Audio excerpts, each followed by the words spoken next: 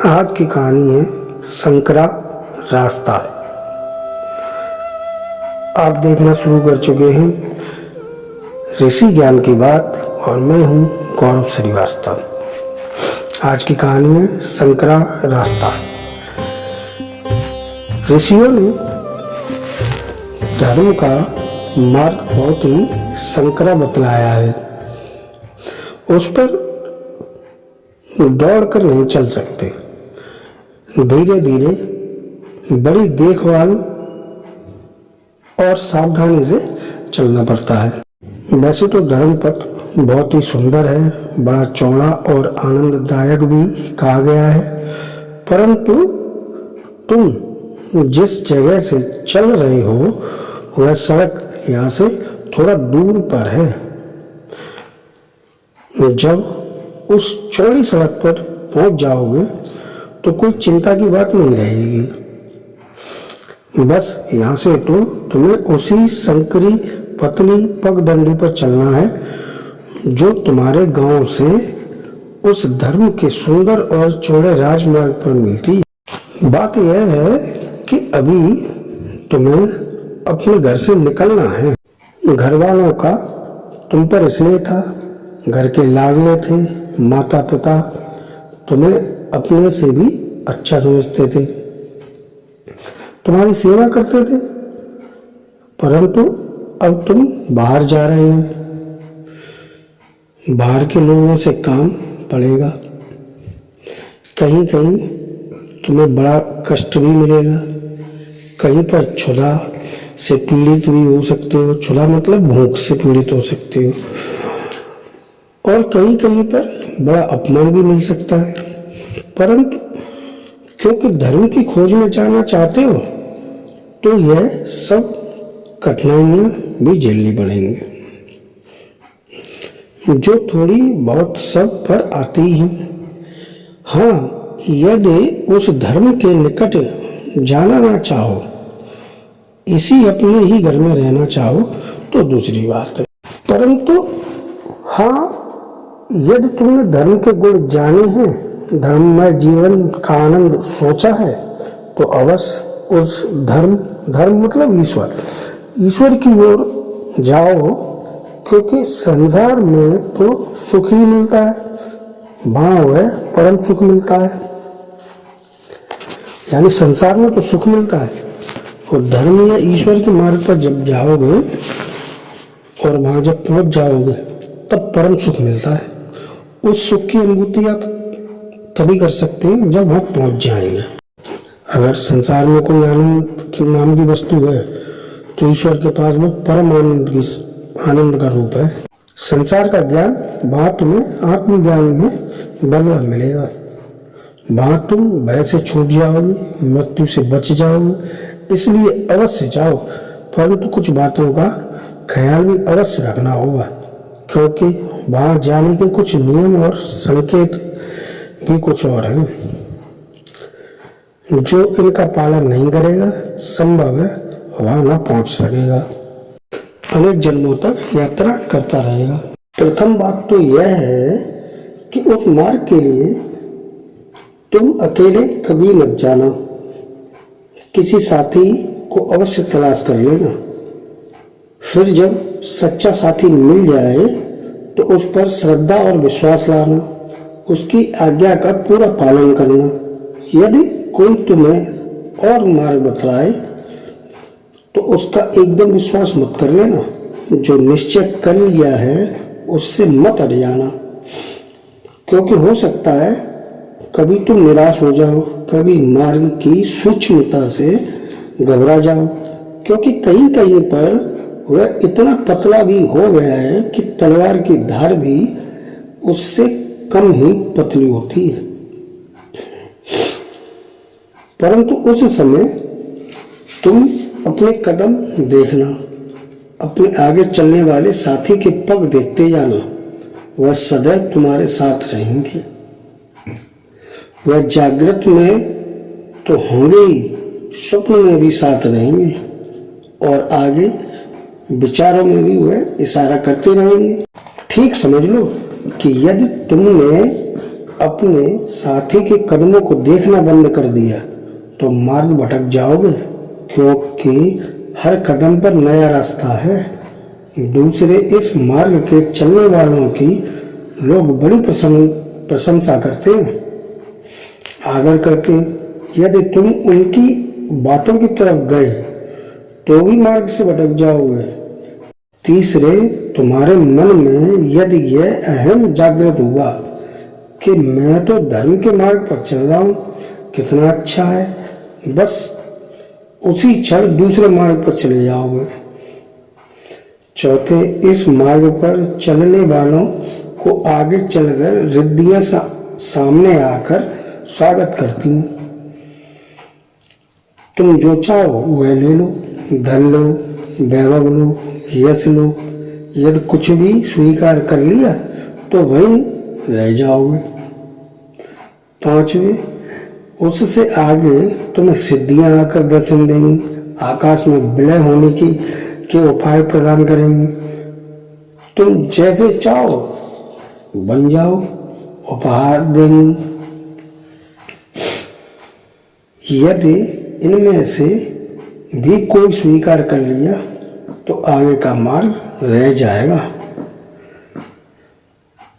इतने पर भी यदि तुम अपने पथ प्रदर्शक यानी गुरु जो आपके साथ चल रहे थे, गुरु के रूप में उनके चरणों को देखते चले गए तो बहुत आगे निकल जाओगे, जहां अच्छे अच्छे योगी भी नहीं जा सकते।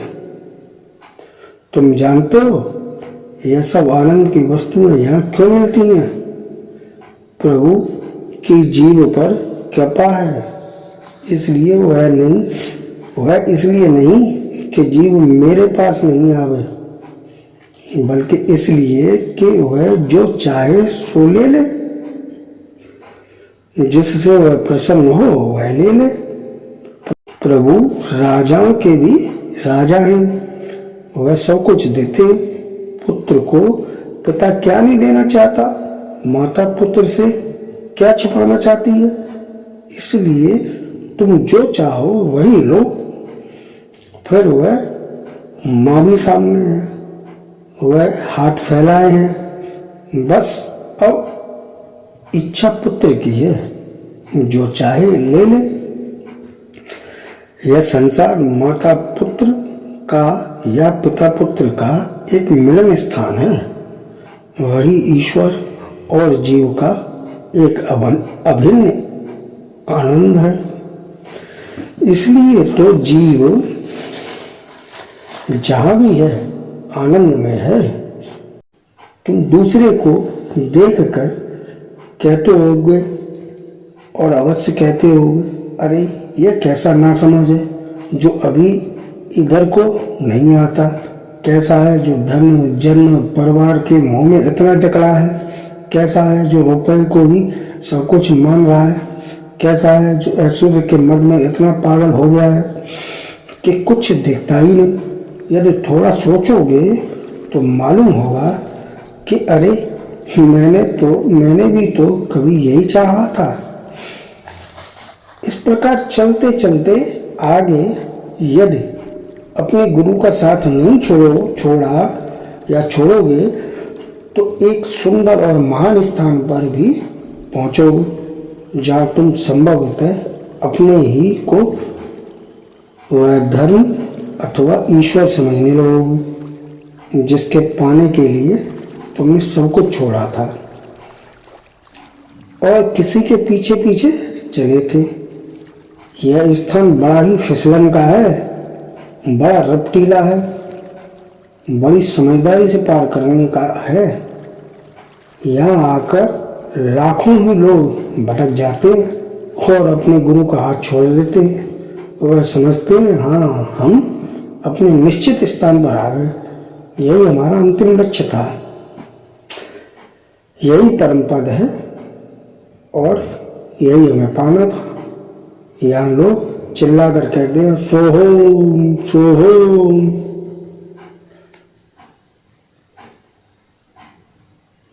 देखो भाई, यहाँ तक हमने बताया था कि मार्ग खांडे की धार से भी पतला है, बड़ा ही तेज और सूक्ष्म है।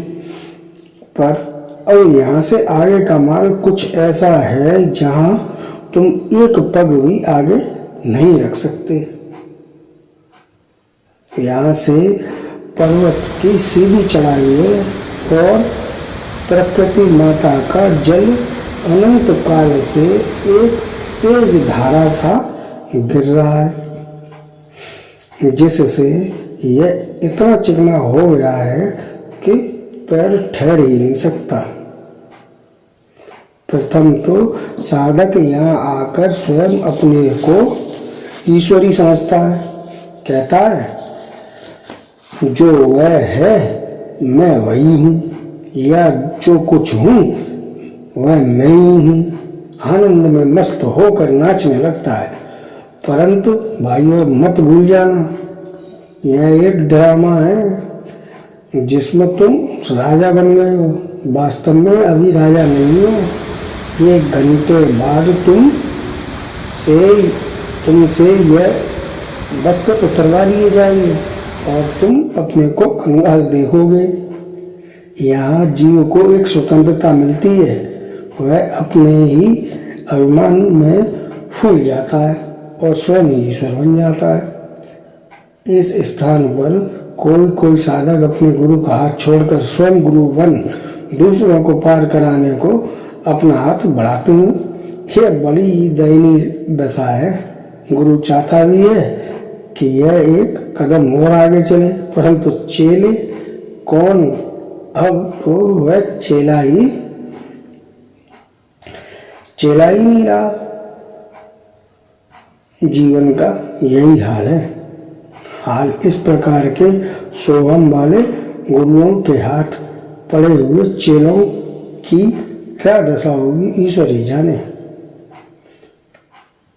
स्वयं तो बह ही रहे, दूसरों को भी बाहर लिए जाते हैं। परंतु निश्चय रहो, जो ईश्वर से मिलने वो चले हैं उनकी वहां पुकार होगी। वह गुरु कहेगा मार्ग अब बहुत रपटीला है, दिखाई भी नहीं देगा, तुम गिर जाओगे। लाओ अब तुम अपना हाथ मेरे हाथों में दो और निर्भय चले आओ। यहाँ शिष्य बड़ी प्रसन्नता से अपना हाथ गुरु को सौंपता है, अपना समर्पण करता है, अर्थात गुरु के हाथ में हाथ देता है और उस महान समर्थ के पीछे पीछे चलता जाता है।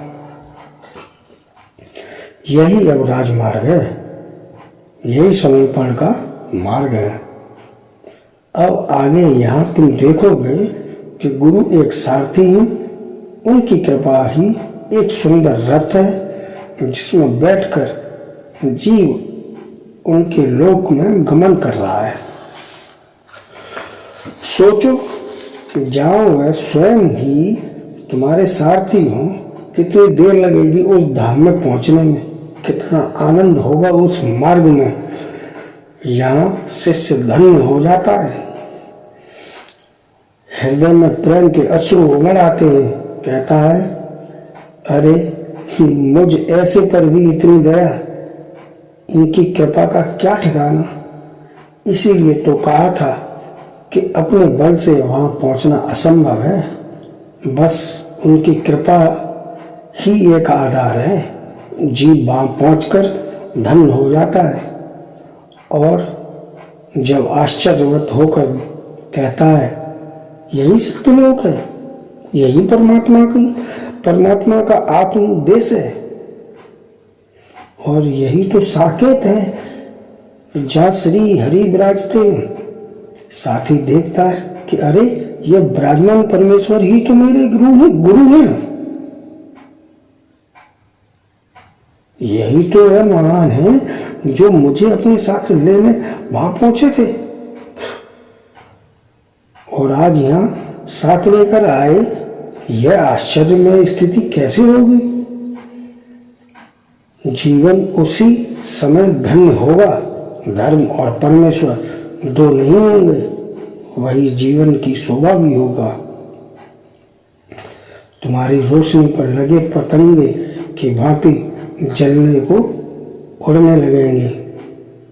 योग वशिष्ठ में ऐसे ही पुरुषों का जीवन शोभायमान कहा गया है, जिसका वृत्तांत सुनकर, जिसको देखकर, जिसका स्मरण करके समस्त प्राणियों को आनंद होता है। तो ये था परमात्मा के मिलन का रास्ता, एक अनुभव। ये हमारे ब्रह्मलीन गुरुदेव परम पूज्य परम भागवत पंडित मिहिरलाल जी का प्रवचन, शंकरा रास्ता। आपने धैर्य के साथ सुना, आपका बहुत बहुत धन्यवाद।